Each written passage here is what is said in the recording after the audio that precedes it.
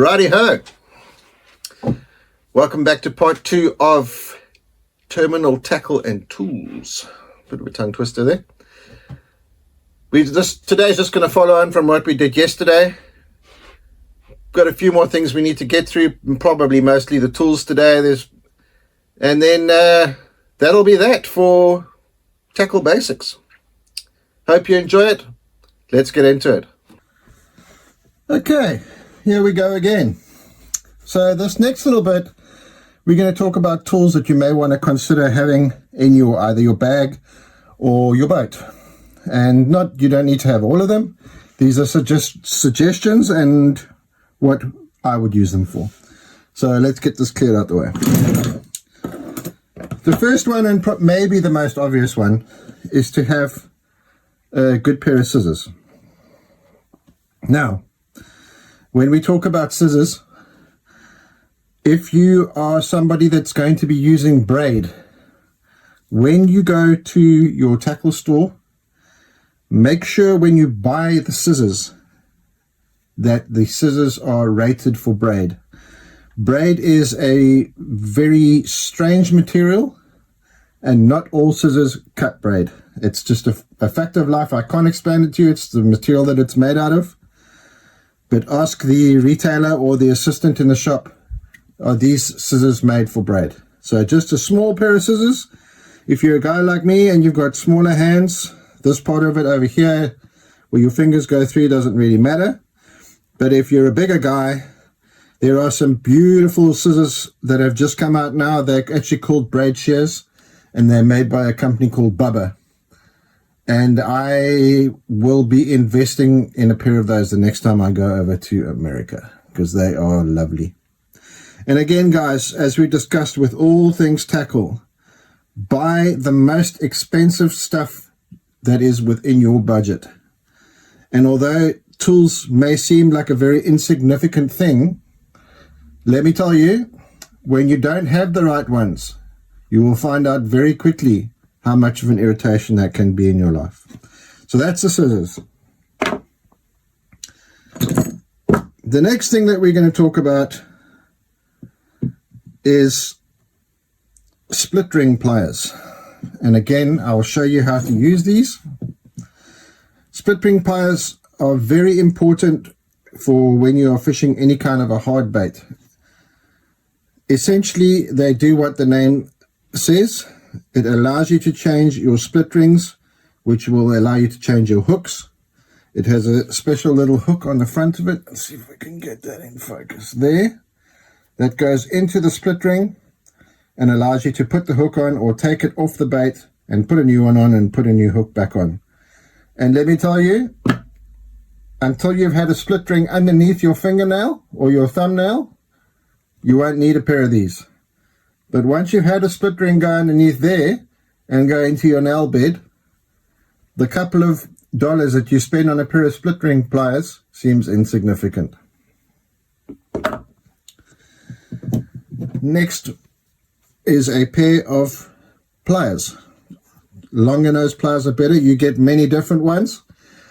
I choose to use the shorter ones. These are just for taking out treble hooks when I'm using hard baits obviously from the fish's mouth. Sometimes the hooks, if you use really good quality hooks, the hooks will embed themselves to such a degree that it is a bit of a pain to get them out. So for when the hook is in the fish's mouth, I use a pair of pliers. You get much longer nose pliers. They call them needle nose pliers. I think up to 8 or 10 inches long, which you could use if the fish has swallowed the hook. I don't use those because I feel that they can damage the fish. So the next tool that I'm going to show you is the tool that I use for getting out deeply hooked fish. These are what I prefer to use when fish are deeply hooked. They're known as forceps or hemostats. You can see that they're very thin in their construction. And if you have to go in behind the gill or down the throat of the fish, I just feel that these will do a lot less damage to the fish than using a pair of heavy needle nose pliers. And these are relatively cheap. I think I paid $5 or $6 for these from the tackle shop. Guys, just whilst we're on that, And it's important that you understand this at the beginning of your fishing journey, because it will stand you in good stead the further that you go in. And the whole purpose of this channel, as you know, is to educate, is to help teach people the basics of bass fishing. But a lot of the tools that we're going through here today are to make sure that the minimum amount of damage comes to our favorite little sport fish. So guys, bear that in mind when you are buying your tools.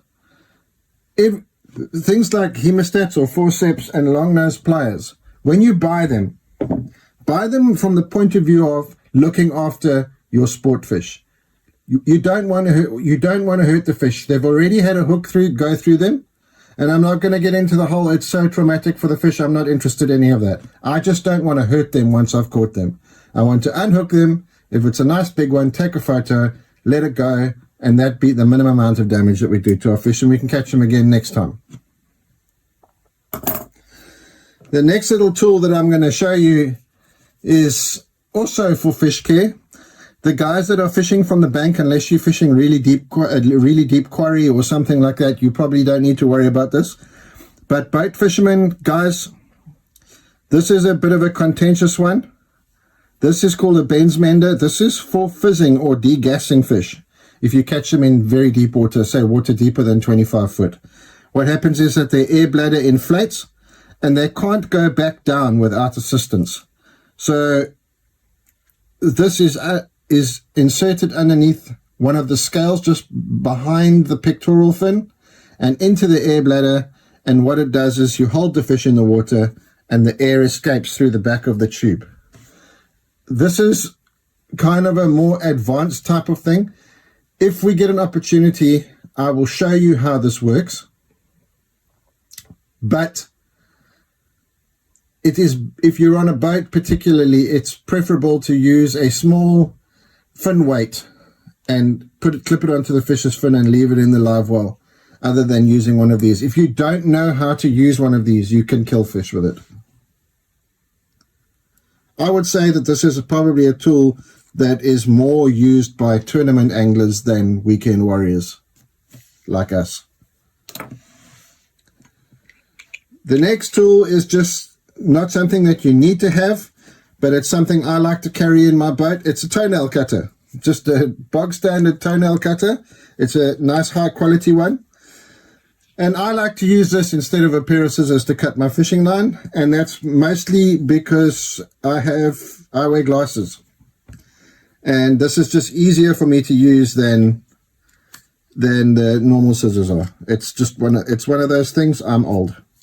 It is what it is. And they're easier to hold for me.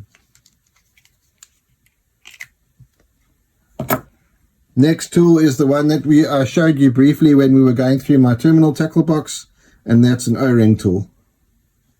Again, the O-ring goes over this side over here, bait goes in there, pull it over onto your bait, whatever your chosen bait is, whether it be some kind of a finesse worm or a Senko or whatever the kind of thing, that type of thing, or a Nico worm if you like, and then just pull the O-ring onto the bait, and then that's how you would put your hook through.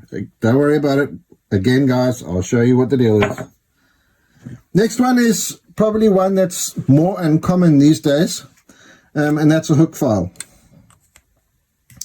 If you are going to buy a hook file, buy the most expensive one you can get. This is a diamond file. It's made by a company called Easy Lap. I don't know if they make them anymore.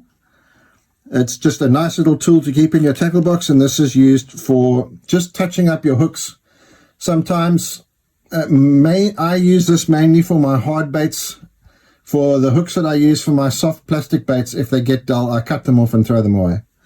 But for your hard baits, sometimes when you get onto a schooler fish or something like that, and one of your treble hooks becomes dull, and you're catching them and you don't want to stop and change your hook, you just whip out your little hook file and you just touch up your hook, the points of your hook like that on either side, just to sharpen it up. And then you can change your hook, your treble hook, when you get home later. And then the final tool for today's video, guys, is possibly the most important one. And that is a pair of diagonal or cross cutters. South Africans, we call them side cutters. And these have got absolutely nothing to do with the fishing side of things. Guys, in this sport, at some point, you are going to end up with a hook stuck in you. And a dinky little pair of cross cutters or side cutters or diagonal cutters, whatever you want to call them, is not going to get the job done. I encourage all fishermen to buy yourself a good medium-sized pair of these that are well made enough to cut through any size hook that you might use on a normal day's fishing, including super wire hooks. If you get a hook stuck in you and you can't get it out and you need to go to first aid or to hospital or whatever the case is to have it removed, you do not want the rest of that hook hanging out of your finger whilst you are busy traveling to get aid. And all you would need to do, let's just say it was buried in my thumb, don't clip it off at the skin, but clip it off a little bit higher up, clip the hook off, and you're done. That goes the same for if it becomes embedded in the boat carpet, if it is stuck in your friend's life jacket, if it's... These things happen, guys. It's just a fact of life. Get a pair. Trust me. Okay, that's it for tools. We're going to go back to main camera to wrap this up. Okay, guys, that's going to wrap up terminal tackle and tools. Like I said at the beginning of the video, there is so many variations of terminal tackle that it would be absolutely crazy to try and cover them in a 15-minute episode just for the sake of covering it. So what I've showed you, or what I've tried to show you, is basic options which you can carry in your terminal tackle kit, and some tools that you might want to consider as well. When you're starting out, you do not need to have all of the things I've shown you today. You can build that up as you go along. What I suggest you do is have a couple of different types of sinkers and a couple of weights. A good place to start would be around about 1/4 ounce and 3/8. If you've got those two size sinkers, for most applications other than finesse fishing, you should be good. And then the hooks, as we discussed, 203/040 or 2/0, 3/0, 4/0. You've got those, couple of packets of those, you're good to go. Now we're going to start, that's the end of basic tackle. Now we get into the thick of things.